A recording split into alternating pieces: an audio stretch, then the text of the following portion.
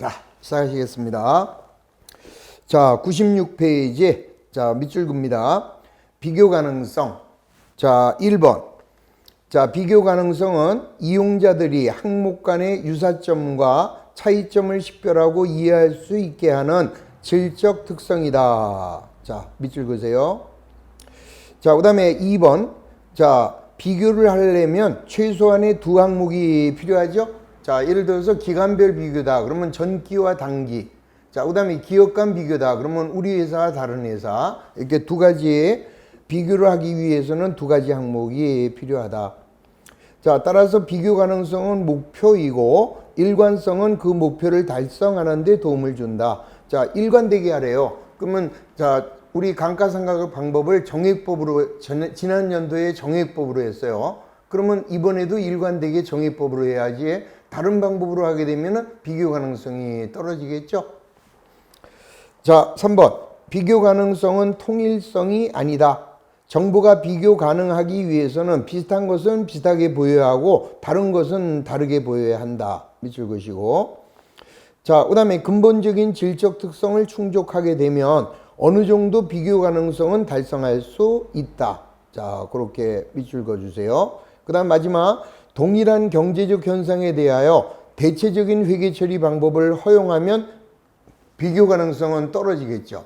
자, 예를 들어서 동일한 경제 현상에 대해서 아까 예를 들어서 감가상각 방법을 예를 들었어요. 정액법이 있고 정률법이 있어요. 근데 자, 대체적인 방법을 허용하게 되면 비교 가능성은 떨어지게 된다. 거기다도 밑줄 그어 놓으시기 바랍니다.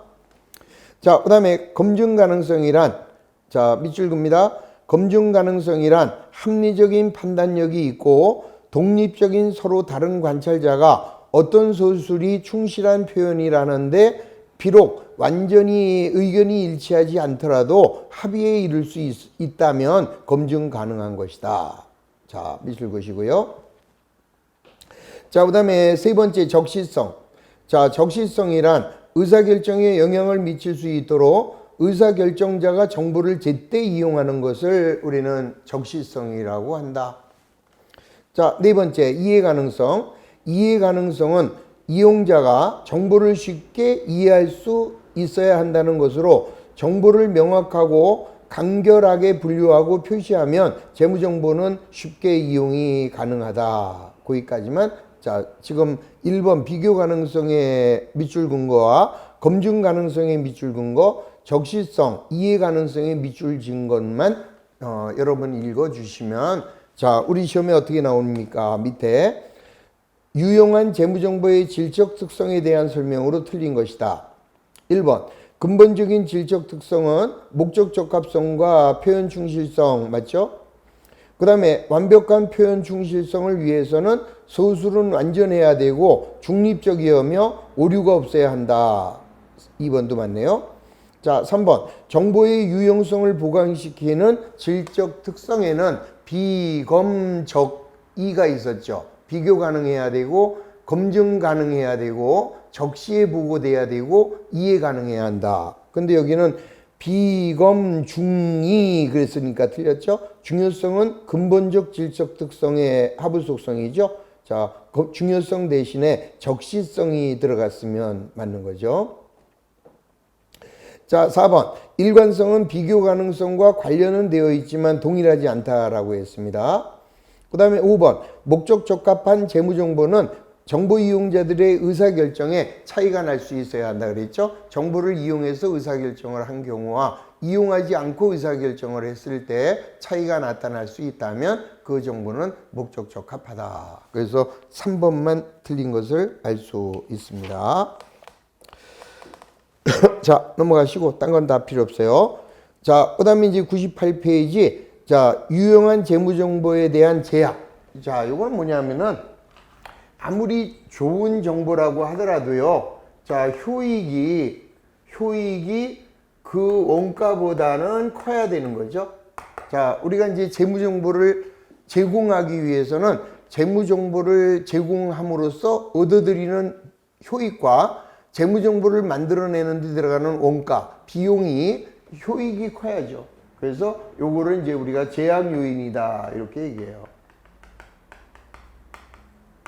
자, 제약 원인은 효익이 원가보다 커야 된다라는 거. 자, 그것만 잘 기억하시면 됩니다. 자, 그 다음에 이제 99페이지로 가서, 자, 보고기업. 재무제표와 보고기업인데, 자, 재무제표에는 뭐가 있느냐? 우리가 이제 요건 하나 좀 기억을 하세요. 우리가 이제 그 기준서에서 얘기하는 재무제표에는 재무상태표하고, 그 다음에 이제 포괄손익계산서, 자본변동표, 현금흐름표, 그 다음에 주석을 포함하죠. 그런데 개념체계에서 얘기하는 이 재무제표는 좀 틀립니다. 자, 밑줄 그세요. 자, 1번. 박스 안에 99페이지에 1번. 자산과 부채와 자본이 인식된 재무상태표. 자, 재무상태표하고 그 다음에 이제 재무성과표. 재무성과표. 자, 그 다음에 이제 그 밖에 재무제표. 이렇게 표현하고 있어요. 자, 이렇게 세 가지로 나눠 놓고 있다. 요거는 이제 개념 체계에서 얘기하는 자, 재무제표예요. 그래서 1번. 자, 자산과 부채와 자본이 인식된 재무상태표. 그러니까 이거는 뭐 신경 쓸 거 없죠. 똑같죠. 자, 그 다음에 이 재무상태표가 이게 이제 손익계산서예요.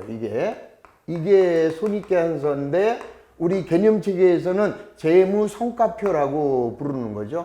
자, 요거는 이제 그대로 재무상태표고, 자, 그 다음에 이제 그 밖에 재무제표가 요게 이제 자본변동표하고, 그 다음에 이제 현금흐름표를 자, 그 밖에 재무제표라 부릅니다. 그러니까 요거는 우리 일반적으로 인정된 회계 기준에서 부르는 거고, 그 다음에 요거는 앞에 거는 개념체계에서 말하는 재무보고서예요.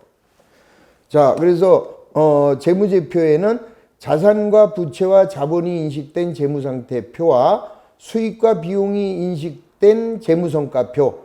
자, 그 다음에 이제 그 밖에 재무제표가 요게 이제 자본변동표와 현금흐름표를 의미한다. 이렇게 이해하시면 되겠습니다. 자, 그 다음에 100페이지에 자, 재무제표를 작성할 때 기본적인 가정. 자, 그 3번에다가 왕별하세요. 자, 회계공준이라고 하죠. 자, 기본적인 가정을 우리는 이제 회계공준 이렇게 이야기하고, 자, 이러한 기본 가정에는 계속기업의 가정이다. 계속기업의 가정이다. 이렇게 이해하시면 돼요. 자, 기업은 예상 가능한 기간 동안 영업을 계속하리라는 그런 전제하에서 재무제표를 작성해야 한다. 이 소리죠. 자, 거기 100페이지의 3번에 자, 밑줄 그으세요. 재무제표는 일반적으로 보고기업이 계속기업이고 예측 가능한 미래의 영업을 계속할 것이라는 가정하에서 작성된다.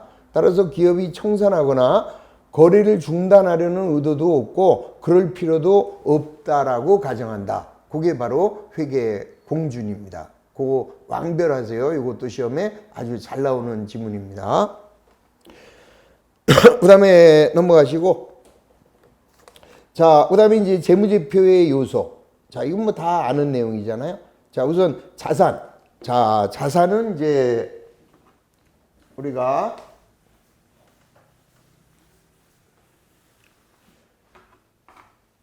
자, 자산을 자, 권리다. 이렇게 얘기를 합니다. 권리.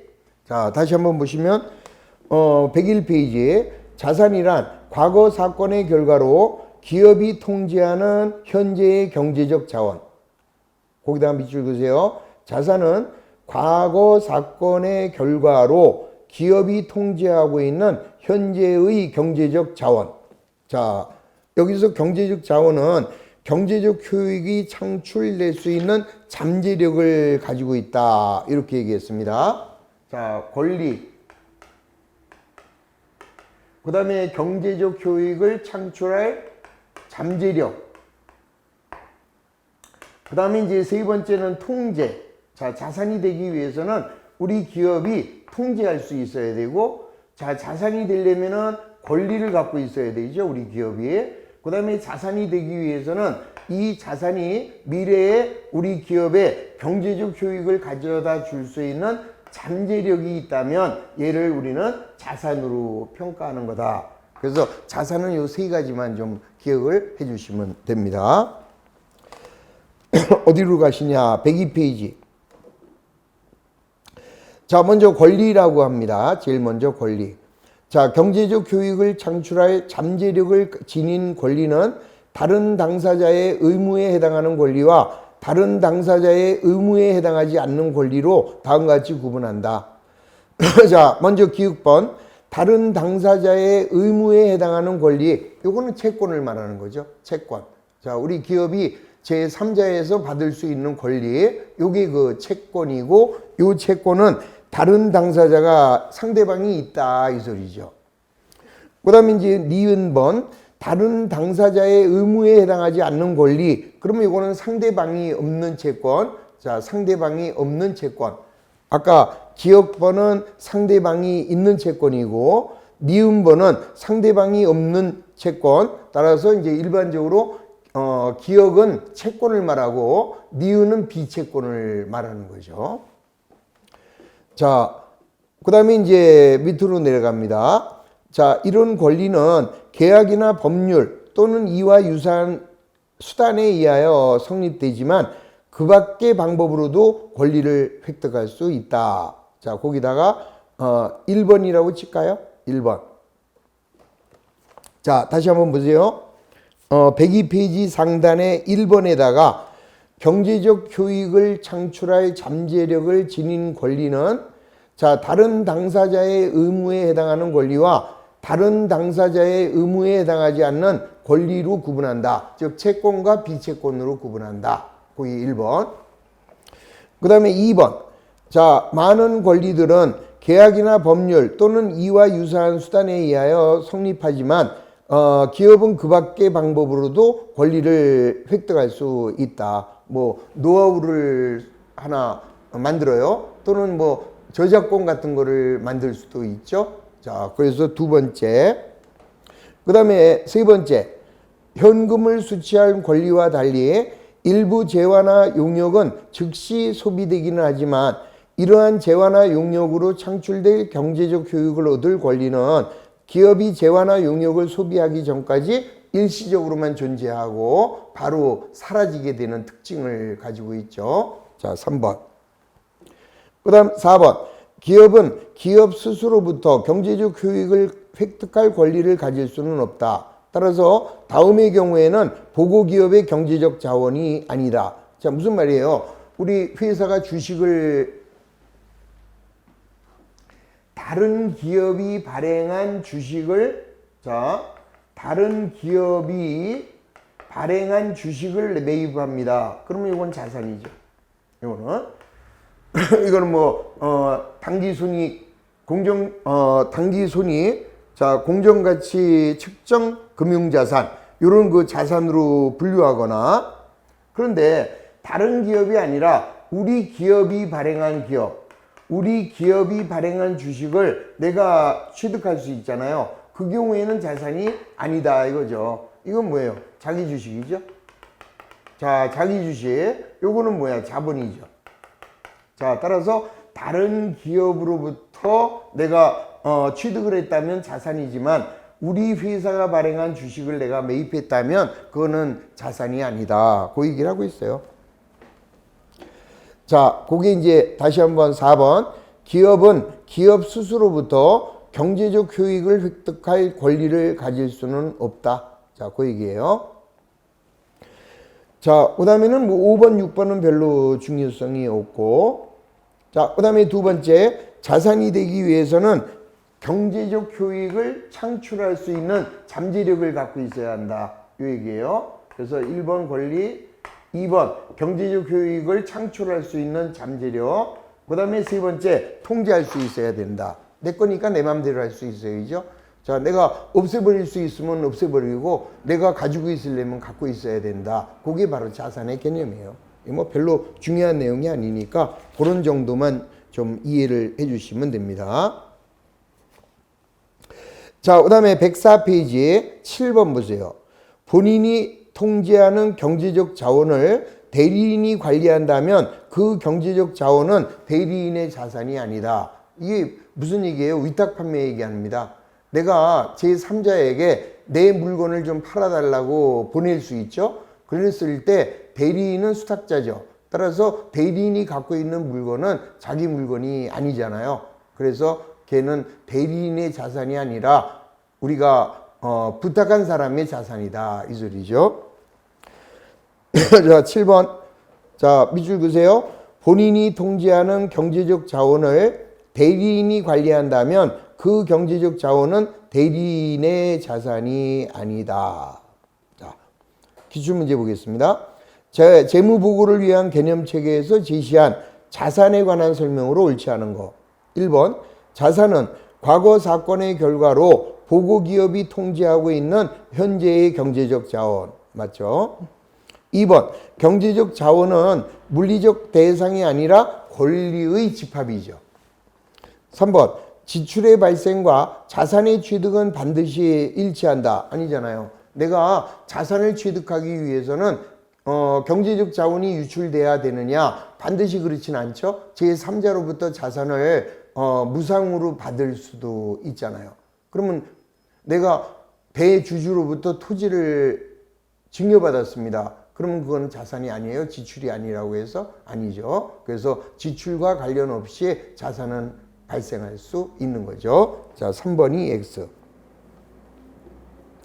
자, 4번. 경제적 자원의 사용을 지시하고 그로부터 유입될 수 있는 경제적 효익을 얻을 수 있는 현재의 능력이 있다면 그 경제적 자원은 통제가 가능한 거고, 경제적 자원이란 그 잠재력을 포함한 현재의 권리며 권리가 창출될 수 있는 미래 경제적 효익은 아니다. 자, 그래서 틀린 답 3번만 틀렸습니다. 자, 여기 이제 자산이에요. 그러니까 자산은 권리, 경제적 효익을 창출할 잠재력, 그 다음에 통제. 자, 요 세 가지를 가지고 있습니다. 자, 그 다음에 이제 부채죠. 자, 부채는 의무. 자, 부채는 1번 의무예요. 자, 기업이 제3자에게 갚아야 할 의무가 되는 거고, 그 다음에 이제 두 번째는 경제적 자원이 이전돼야 없어지죠. 경제적 자원이 이전이 돼야만 그래야 없어지는 거고, 그 다음에 이제 과거 사건의 결과로 발생하죠. 과거 사건의 결과로 발생된 현재의 의무다. 자, 요 세 가지만 부채에서는 정리해 두시면 됩니다. 자, 기업의 의무가 있어야 하고, 자, 이러한 의무는 미래에 자기의 경제적 자원이 이전됨으로써 소멸되고, 그 다음에 이제 부채가 되기 위해서는 과거 사건의 결과로 존재해야만 부채가 된다. 그 세 가지만 좀 이해하시면 됩니다. 자, 딴 거는 볼 거 없어요, 부채도. 자, 또 넘어갑니다. 쭉 넘어가시고 107페이지 자본. 자, 자본은 뭐 순재산이잖아요. 그래서 자본은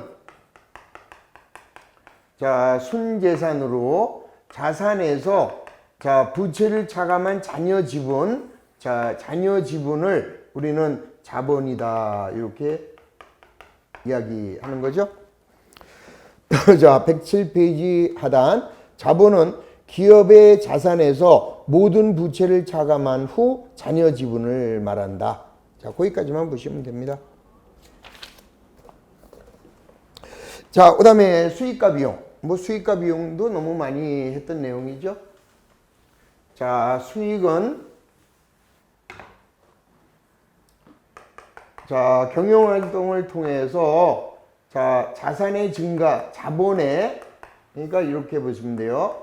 자, 수익은 기업의 영업활동을 통해서 자본의 증가가 발생하는 거죠. 그럼 이런 자본의 증가가 되기 위해서는 자산이 증가하거나 또는 이제 부채가 감소하면 되는 거예요. 다만 자본이 증가됐다고 해서 주주와의 자본 거래에서 발생했다면 얘는 수익으로 보면 안 되죠. 자, 비용은 영업활동을 통해서 자본의 감소를 가져다 주는 거죠.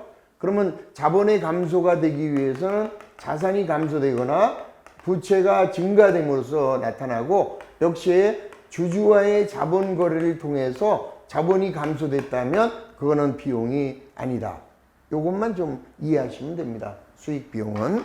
자, 개념은 다 이해하신 거죠? 자, 1번. 수익은 자산의 증가 또는 부채의 감소로 자본의 증가를 가져오며 자본 청구권 보유자의 출자와 관련된 것은 제외. 요 얘기예요. 요거는 제외. 그 다음 비용. 비용은 자산의 감소 또는 부채의 증가로서 자본의 감소를 가져오며 자본 청구권 보유자에 대한 분배와 관련된 거, 요거는 제외. 자, 그 두 개만 좀 기억하시면 됩니다. 자, 기출문제. 자산과 부채, 자본에 대한 설명으로 옳지 않은 것이다. 1번. 자산은 과거 사건의 결과로 기업이 통제하고 있고 현재의 경제적 자원. 정확하게 맞습니다. 2번. 부채는 과거 사건에 의하여 발생하였으며 경제적 자원이 기업으로부터 유출됨으로써 이행될 것으로 기대되는 과거의 의무. 바로 틀렸네요. 현재. 부채는 현재의 의무다 그랬죠? 조금 아까 졌네요. 자, 2번이 땡. 자, 3번. 자본은 기업의 자산에서 부채를 차감한 후 잔여 지분. 맞습니다. 4번. 자본은 주식회사의 경우 소유주가 출연한 자본, 이익잉여금, 이익잉여금 처분에 의한 적립금, 자본 유지 조정을 나타내는 적립금으로 구분하여 표시할 수 있다. 오케이. 자, 5번. 경제적 자원이란 경제적 효익을 창출할 잠재력을 지닌 권리. 자, 그래서 개념만 잘 아시면은 아주 쉽게 답을 찾을 수가 있습니다. 자, 2번이 정답. 자, 인식과 제거. 이건 뭐 별로 중요하지 않아요. 자, 요거는 제가 꼭 기억해야 될 거는 프린트로 도와드리도록 하겠습니다. 자, 인식이라는 거는 뭐야? 장부에다가 기록하는 거잖아요. 그러면 자, 자산이나 부채나 자본의 정의에 충족하면은 장부에 기록해야 되는 거죠. 장부에 기록하는 것을 인식이라고 하고, 자, 그 요건이 없어졌을 때 없애버려야 되겠죠. 그거를 제거. 뭐 별로 중요한 거 아닙니다. 자, 그 다음에 측정. 자, 측정도 뭐, 자, 요건 하나 알아둘까요? 112페이지에. 자, 측정 기준에는 역사원가. 역사원가라고 하는 것은 자, 과거의 그 자산을 자, 취득하기 위해서 지급한 대가. 요게 이제 역사원가가 되는 거죠. 자, 역사원가. 그러니까 과거에, 그러니까 자산이라면 과거에 거래나 사건에 의해서 취득한 가격. 요게 이제 역사원가죠. 과거의 취득원가. 자, 요게 바로 역사원가. 그래서 역사원가는 과거의 구입원가, 자, 과거의 구입원가가 역사원가고, 그 다음에 이제 부채라고 하면은 과거에 수취한 금액이죠. 과거에, 자, 수취한 금액. 자, 수취 금액을 요걸 이제 부채라고 하는 거예요. 그러니까 내가 누구한테 100만 원을 빌렸습니다. 그러면 내가 100만 원을 받았을 거 아니겠어요? 그 금액이 그게 이제 이 역사원가다 이 소리죠. 그리고 만약에 거래 비용이 있다면, 자, 거래 비용은 더해줘야죠. 요거는. 자, 거래 비용은 더해주고, 여기서는 거래 비용을 마이너스 해줘야 돼요. 부채에서는. 요거는 이제 자산이고. 자, 그 정도만 이해하시면 되고요. 자, 그 다음에 이제 현행 가치에는 공정 가치하고, 자, 자산의 사용 가치와 부채의 이행 가치, 요 두 가지가 있죠. 자, 뭐 공정 가치라고 하는 거는 시가를 얘기하는 거죠. 자, 현재의 그 매도자와 매수자가 합의에 이르는 금액, 요거를 우리는 공정 가치라고 하고, 현재의 시가를 공정 가치다 이렇게 얘기를 합니다.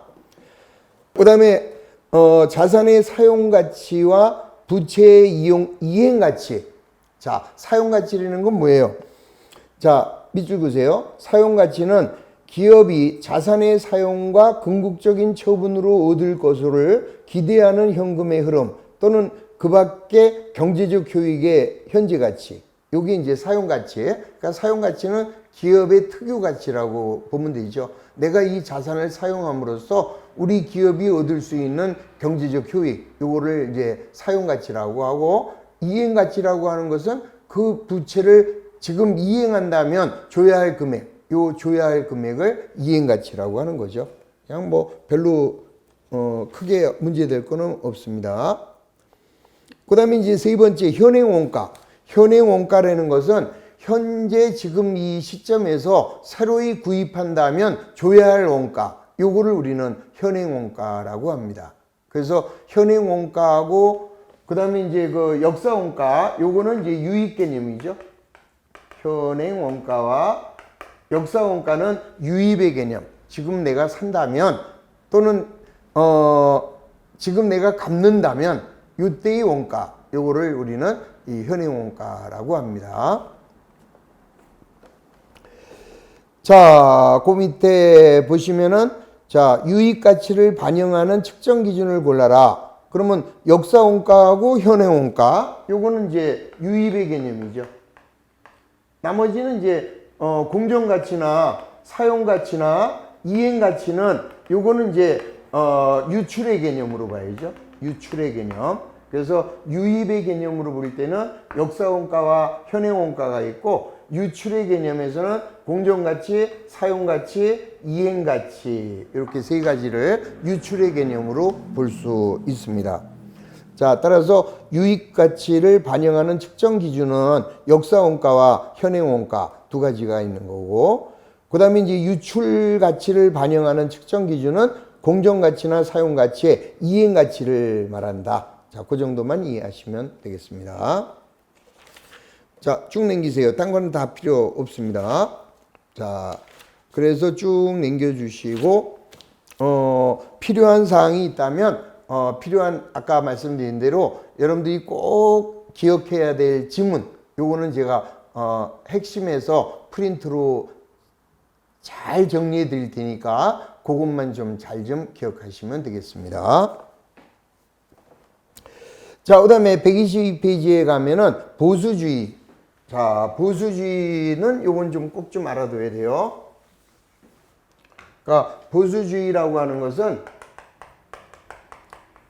자, 비용은 빨리, 자, 수익은 늦게 이렇게 인식함으로써 보수주의는 이익을 최대한 적게 만들어주는 게 보수주의죠. 자, 근데 장기적으로 볼 때는 같아요. 그죠? 예, 지금 초기에 이익이 적으면 후기에 가서는 이익이 커지는 거죠. 예를 든다면, 자, 감가상각이라고 한번 해보세요. 그럼 정액법은 이렇게 되잖아요. 근데 가속상각을 하게 되면 정률법이나 이중체감법을 하게 되면 이렇게 내려오죠. 그래서 초기에는 비용이 커요. 정률법, 자, 연수학계법, 이중체감법 등, 자, 요거를 우리는 가속상각이라고 하는데, 그러면 가속상각을 하게 되면 초기에는 비용이 더 크잖아요. 정액법보다. 그러니까 자, 어느 게 보수주의냐? 초기에는 정액법보다는 가속상각법을 선택하는 게 보수주의죠. 근데 처음에는 그렇지만 가면서 나중에 가면은 오히려 정액법이 더 비용이 더 커요. 그래서 전체 기간으로 볼 때는 같은 거예요. 그것만 이해하시고, 자, 그 전에 보수주의는 초기에요. 초기에 이익을 적게 계상하는 거, 요거를 우리는 보수주의라고 한다. 이렇게만 이해해 주시면 되겠습니다. 자, 다음 중 보수주의에 대한 회계 처리가 아닌 거. 1번, 내용연수 초기에 정액법보다 정률법을 적용한대요. 그러면은 보수주의가 되겠네요. 그러니까 비용이 더 많이 계상이 되는 거고, 자, 비용을 더 빨리 계상하는 거죠. 그게 보수주의다. 자, 2번, 유형자산에 대한 지출에 자본적 지출보다는 수익적 지출로 판단한대요. 그러면 자본적 지출은 자산으로 가서 내용연수 동안 감가상각을 통해서 비용이 되는 거고, 수익적 지출은 바로 비용으로 떨죠. 그래서 비용이 먼저 나오기 때문에 보수주의다. 2번도 보수주의. 자, 세 번째, 보유하고 있는 상품에 대하여 저가법을 적용한대요. 가격이 떨어지면 평가 손실을 인식하고 가격이 올라가면 무시하잖아요. 따라서 3번도 보수주의. 자, 4번, 삼각구 원가 측정 금융자산에 대하여 손상 차손 비용을 인식한대요. 그러면 보수주의. 자, 그 다음에 5번, 미지급 비용을 합리적으로 계산하는 것은 발생주의 회계지. 그거는 보수주의하고 상관이 없죠. 그래서 5번이 보수주의와 관련이 없다. 이렇게 이해하시면 되겠습니다. 자, 이제 예상 문제로 가십시오. 1번, 다음 중 재무보고를 위한 개념체계의 내용과 틀린 거. 1번, 근본적인 질적 특성은 목적 적합성과 충실한 표현. 오케이. 이제 기억이 나셔야 되죠. 2번, 개념체계와 회계기준이 상충되면 회계기준이 개념체계에 우선합니다. 맞고. 3번, 인식은 자산이나 부채, 자본, 수익, 비용과 같은 재무제표의 요소 중 하나의 정의를 충족하는 항목을 재무상태표나 재무성과표에 포함하기 위하여 포착, 잡는 과정이죠. 자, 그게 너 자산이구나, 너 부채구나, 그러면 재무제표에 기록해야지 하고 포착하는 과정이 인식이죠. 자, 4번, 기업은 그 경영활동을 청산할 의도가 있더라도 재무제표에는 계속 기업을 말도 안 되죠. 청산을 가정한다면 청산주의에 의해서 보고를 해야지. 자, 청산할 의도가 없다면 계속 기업을 전제로 하는 거고요. 그래서 4번이 땡. 자, 측정 기준은 측정 대상 항목에 대한 식별된 속성을 말합니다. 그래서 1번에 틀린 답은 4번. 자, 2번. 기업이 보유하고 있는 건물의 평가액은 건물을 처분하거나 화재로 인한 보험금을 계산하기 위해서는 역사원가보다는 공정가치가 더 적절하다고 생각된다. 이 경우 적용되는 회계 정보의 질적 특성, 이건 목적 적합한 정보를 제공받아야 하는 거죠. 그래서 정답은 3번 목적 적합성. 넘어갑니다. 자, 3번. 재무보고를 위한 개념체계는 재무정보가 유용하기 위한 질적 특성으로 크게 근본적인 특성과 보강적 질적 특성을 제시하고 있다. 다음 중 목적 적합하고 충실하게 표현된 정보의 유용성을 보강시키는 질적 특성에 해당하지 않는 거. 이건 뭐야? 보강적 질적 특성에는 비검적이 여기 있었죠? 그래서 비교 가능해야 되고 검증 가능해야 되고 적시에 보고돼야 되고 이해 가능해야 한다. 따라서 비, 검, 적, 이 가면은 2번이 틀린 것을 알 수 있죠. 자, 4번. 자, 다음 중 개념체계에 대한 설명으로 옳은 것은 모두 골라라. 자, 기억, 자산은 권리, 경제적 효익을 창출할 잠재력, 통제 세 가지로 구분했죠. 1번은 맞습니다. 2번, 유용한 재무정보의 질적 특성은 재무정보에 포함된 정보에 근거하여 보고기업에 대한 의사결정을 할 때 현재와 잠재적 투자자 대여자와 그 밖의 채권자에게 가장 유용한 정보의 유형을 식별하는 거. 그게 유용성 맞죠? 1번, 2번 맞습니다. 자, 3번. 비교 가능성, 검증 가능성, 중요성, 이해 가능성은 바로 틀렸죠? 자, 보강적 질적 특성에는 중요성이 없습니다. 적시성이죠. 자, 중요성은 근본적 질적 특성 중 목적 적합성의 하부 속성이죠. 자, 리을번. 재무보고를 위한 개념체계와 한국재택 국제회계 기준이 서로 상충하면 한국재택 국제회계 기준이 우선. 그래서 옳은 거는 기억과 니은 두 가지만 옳습니다. 자, 5번. 재무정보의 질적 특성에 관한 영향으로 틀린 거. 자, 적시성이란 의사결정에 영향을 미칠 수 있도록 의사결정자가 정보를 제때에 이용 가능하게 하는 거. 그게 적수성이죠. 자, 중요성. 정보가 누락된 경우 정보 이용자의 의사결정에 영향을 줄 수 있다면 그 정보는 중요하다. 맞는 얘기. 자, 비교 가능성은 정보 이용자가 항목 간의 유사점과 차이점을 식별하고 이해할 수 있게 하는 질적 특성 맞습니다. 4번 검증 가능성은 정보가 나타내고자 하는 경제적 형상을 충실히 표현하는지를 정보 이용자가 확인하는 데 도움을 주고 있다. 오케이.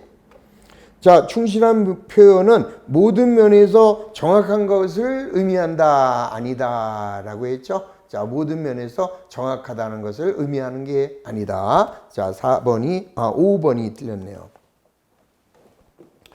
자, 6번. 자, 유용한 재무정보의 질적 특성에 대한 설명으로 옳은 거. 자, 목적 적합성과 충실한 표현은 근본적 질적 특성입니다. 틀렸고. 자, 동일한 경제적 현상에 대하여 대체적인 회계 처리 방법을 허용하게 되면 비교 가능성 떨어진다. 2번이 정답이네요. 3번.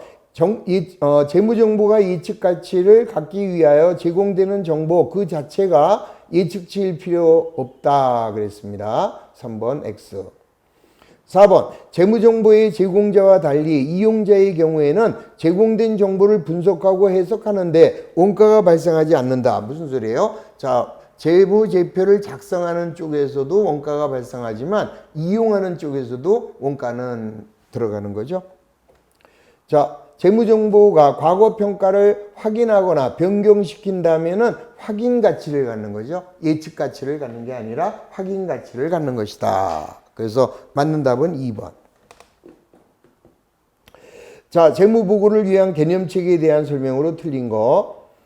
1번. 일반 목적 재무보고를 위한 개념체계는 기업의 가치를 보여주기 위하여 고안된 것은 아니다. 다만 현재나 잠재적 투자자, 기타 채권자가 보고 기업의 가치를 추정하는 데는 도움이 된다. 맞는 얘기죠. 자, 중요성은 개별 기업 재무보고서 관점에서 해당 정보와 관련된 항목의 성격이나 규모 또는 이 둘 모두에 근거하여 해당 기업의 특유 측면의 목적 적합성을 의미한다. 맞죠? 3번 재무보고를 위한 개념체계는 외부 정보 이용자를 위한 재무보고의 기초가 되는 개념으로 한국재택 국제회계 기준 아니다 그랬어요. 개념체계는 회계 기준 아닙니다. 3번이 X. 자, 완벽한 표현 충실성을 위하여는 완전한 서술, 중립적 서술, 오류가 없어야 한다. 맞고. 자, 목적 적합한 정보는 정보 이용자의 의사결정에 차이가 나타날 수 있어야 한다. 자, 그래서 7번에서는 3번만 틀린 것을 알 수 있죠? 자, 뭐 별거 아닙니다. 자, 8번. 재무보고의 개념체계에 대한 설명으로 옳은 것이다. 1번. 일부 부채의 경우에는 상당한 정도의 추정을 해야 측정이 가능할 수 있다. 맞습니다. 우리 뭐 충당부채 같으면은 추정이 많이 개입되죠? 오케이. 자, 그래서 1번이 옳아요. 2번. 자, 자산 측정 기준으로서 역사 원가는 현행 원가와 비교하여 적시성이 더 높다. 말도 안 되죠? 현행 원가가 더 적시성이 있고 역사 원가는 과거의 원가잖아요. 자, 보고 기업의 경제적 자원과 청구권의 변동은 그 기업의 재무 성과에 의하여만 발생한다. 아니죠. 재무 성과만이 아니라 재무 성과에 기인하지 않은 사건에서도 발생합니다. 자, 일반 목적 재무 보고서는 보고 기업의 가치를 직접 보여주기 위해서 고안된 거 아니다 그랬고요. 5번 경영활동의 청산이 임박하거나 중요하게 축소할 의도 또는 필요성이 발생하더라도 아니죠. 청산이 임박한다면 계속 기업의 가정하에서 재무제표를 작성하게 되면 틀리죠. 자, 그래서 옳은 것은 1번만 옳습니다. 자, 9번. 일반적으로 인정된 회계원칙에 따르면 제품의 판매 이후 예상되는 품질 보증비는 실제 현금이 지출이 되는 시점이 아니라 제품을 판매할 때 판매보증 충당부채 만들죠? 왜 그래요? 발생주의. 발생주의의 원칙에서 나타난 거죠. 자, 그래서 발생주의니까 결국 수익비용 대응의 원칙이 발생주의 원칙이니까 1번이 정답. 자, 10번. 개념체계에 대한 설명으로 틀린 거. 질적 특성이란 재무정보가 정보 이용자의 의사결정에 유용하기 위하여 갖춰야 할 속성을 말합니다. 자, 보강적 질적 특성에는 비검적이. 오케이. 자, 일반 목적 재무보고의 목적은 현재 및 잠재적 투자자, 대여자 및 기타 채권자가 기업의 자원을 제공하는 것에 대한 의사결정을 할 때 유용한 보고기업 재무정보를 제공하는 거죠. 자, 수익이나 비용의 비경상적, 비정상적, 그리고 비반복적인 항목이 구분 표시된다 하면 자, 포괄손익계산서는 예측가치가 그만큼 높아지겠죠. 자, 4번. 현행원가로 측정한 자산과 부채에 관한 정보는 현행원가가 측정일 현재 동등한 자산을 취득하거나 창출할 수 있는 원가를 반영하거나 동등한 부채를 발생시키거나 인수하기 위하여 수취한 대가를 반영하기 때문에 현행원가는 목적 적합한 원가라고 할 수 있죠. 자, 4번, 5번. 공정가치는 사용가치와 이행가치와 달리 자, 시장 참여자의 가정보다 기업 특유의 가정을 반영한다. 자, 사용가치에 대한 설명이죠. 자, 공정가치는 합의에 의한 금액이 공정가치고, 자, 지금 얘기한 것은 사용가치에 대한 이야기입니다. 자, 5번이 틀렸네요. 자, 11번. 계속 기업의 가정에 대한 설명으로 틀린 거. 자, 기업은 예상 가능한 기간 동안 영업을 계속할 거라는 가정이고, 계속 기업의 가정에 따라 유형자산의 감가상각이 정당화가 되는 거죠. 계속된다는 가정이 있기 때문에 자, 내용연수에 따라서 감가상각을 할 수가 있죠. 자, 자산과 부채에 대한 유동과 비유동을 구분할 수 있어요. 계속 기업의 가정하에서. 만약에 계속 기업의 가정이 아니라면 비유동 자산은 하나도 없겠죠. 자, 4번. 기업이 청산될 것으로 예상되는 경우 해당 기업의 자산은 청산 과정의 금액으로 해야 되죠. 자, 따라서 4번이 틀렸습니다. 자, 계속 기업의 가정은 유일한 가정으로서 기업은 그 경영활동을 청산하거나 축소할 의도나 필요성이 없다라는 전제하에서 자, 우리는 계속 기업의 가정을 주장하고 있죠. 자, 4번만 틀렸습니다. 자, 12번. 재무회계의 기본 개념에 대한 설명으로 옳은 것이다. 재무상태표는 기업의 경영활동 중 투자활동과 재무활동의 결과만이 아니라 연중 발생한 영업활동의 내용은 손익계산서로 가야죠. 자, 재무지표는 발생기준에 따라 작성된다. 발생주의 회계는 재무회계의 기본적인 특징으로 재무지표의 기본 요소의 정의 및 인식, 측정과 관련이 있다. 따라서 현금흐름표도 발생기준에 따라 아니죠. 현금흐름표는 반드시 현금주의에 의하여 작성. 자, 개념체계는 회계이론의 기본적인 틀을 적용할 것뿐만이 아니라 실무에서 적용되는 회계 실무의 기준을 보장한다. 아니에요. 개념체계는 회계 기준이 아니기 때문에 자, 실무에 관한 것을 보고할 수는 없습니다. 자, 재무보고에 있어서 중요성은 거래 유형에 관계없이 거래 금액의 크기에 따라 판단, 아니죠. 정보 이용자의 상대적인 개념에 따라서 판단해야죠. 자, 따라서 거래 금액의 크기 아니에요. 자, 5번. 재무정보가 유용하기 위해서는 목적 적합해야 되고 나타내고자 하는 바를 충실하게 표현해야 한다. 5번만 정답. 넘어갑니다. 13번. 재무보고를 위한 개념체계에서 제시한 자산에 대한 설명으로 틀린 거. 1번. 자산은 과거 사건의 결과로 기업이 통제하고 있는 현재의 경제적 자원이죠. 자산에서의 권리는 다른 당사자의 의무에 해당하는 권리와 다른 당사자의 의무에 해당하지 않는 권리로 구분한다. 맞습니다. 자, 많은 권리들은 계약이나 법률 또는 이와 유사한 수단으로 성립되므로 그 밖의 방법으로는 권리를 획득할 수 없다. 아니죠. 아까 노하우라든지 저작권이라든지 이런 거는 스스로 만들어낼 수 있는 권리다. 3번이 땡. 자, 기업의 모든 권리가 그 기업의 자산이 되는 것은 아니죠. 자, 개념적으로 경제적인 자원은 물리적 대상이 아니라 권리의 집합이다.